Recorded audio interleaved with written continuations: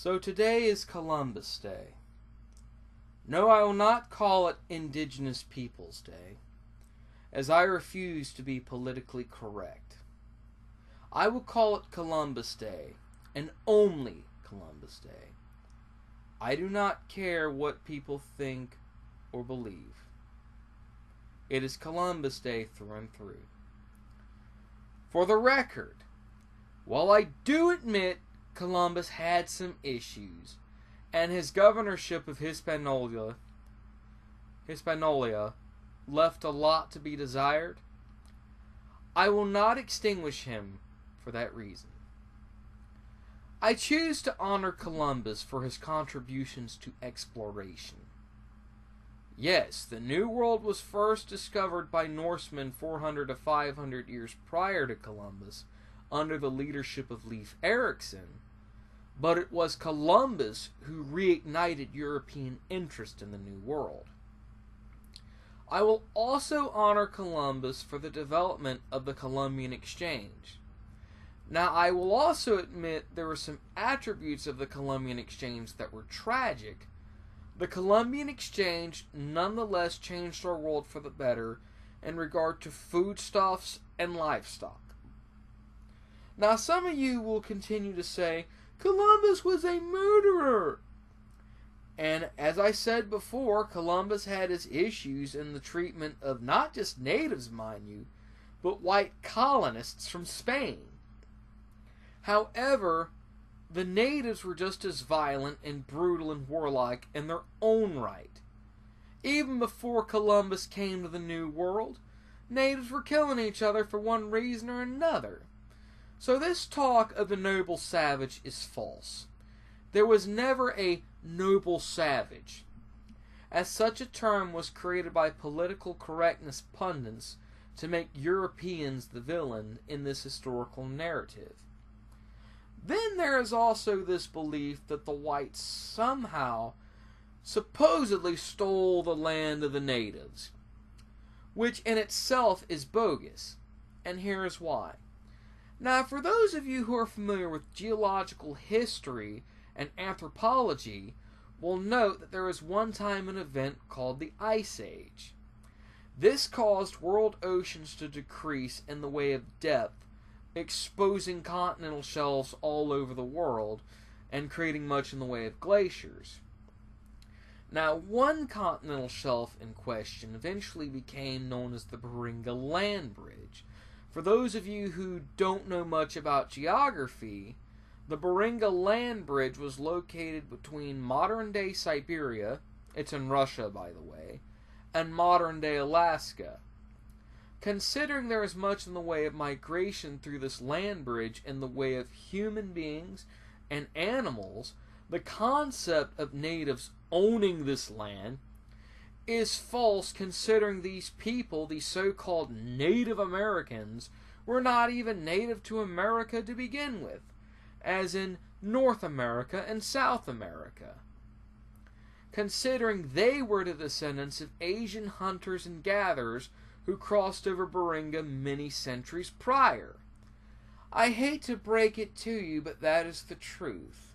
And if you do not believe me, I can find many facts, both from geological and anthropology sources, mind you, to back up these claims. Now let's fast forward to the Conquistadors, mainly Hernan Cortez. I've been hearing a lot about how Mexico conquered the Aztecs, and I'm here to say that is very ridiculous. Number one, Mexico could not have conquered the Aztecs because the Aztecs were defeated in 1521. Mexico as we know it was found 300 years after the fact in 1821. 2. Spain was a small country recently freed from thousands of years of Arab domination. As a result, Spain was largely backwater in comparison to the rest of Europe, which had gone through the Reformation, which had gone through the Renaissance and what have you. So in many ways, the rest of Europe was farther ahead than Spain was. Also, I need to correct myself. The Reformation didn't happen until the 1530s. I stand corrected. But from the 1490s to the 1530s, Spain was largely seen as like backwater in comparison to the rest of Europe. Thirdly, to say the Aztecs were defeated by 300 half-starved Spaniards with ancient blunderbusses would be a national embarrassment not just to the Aztecs, but to the Mexicans in general.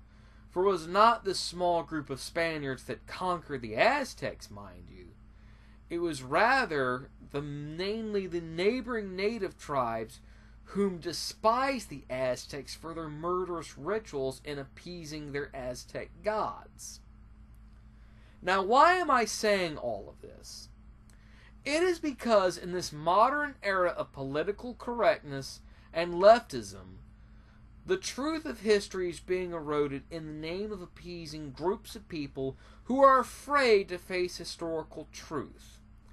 Therefore, to assuage their fears of unpleasant realities regarding history, the politically correct will go out of their way to censor and silence historical truth and enact revisionist studies to fit in with their assumptions of the evil Europeans conquering defenseless natives when history has shown otherwise. Again, I will stress that while the Europeans were courageous in their actions regarding the New World, they were also flawed in many ways. But this does not mean we should weave this tapestry of villainizing them, considering these brave explorers contributed to history more ways than imaginable. So in closing, I'm going to honor these brave explorers and the historical truth which is being sadly destroyed in this modern era. I, for one, will continue to stand up against this madness known as political correctness and the destruction of historical truth in the name of common sense. Now, for those of you who watch this video, feel free to rate, comment, subscribe, and be part of the conversation. I look forward to any and all comments, whether in defense of my words, in agreement of my words, or to expose counterpoints which go against my words in this video. I look forward to all of that and more. Here's to looking forward to seeing that in the comments. Until then, happy Columbus Day, everyone, and thank you for watching.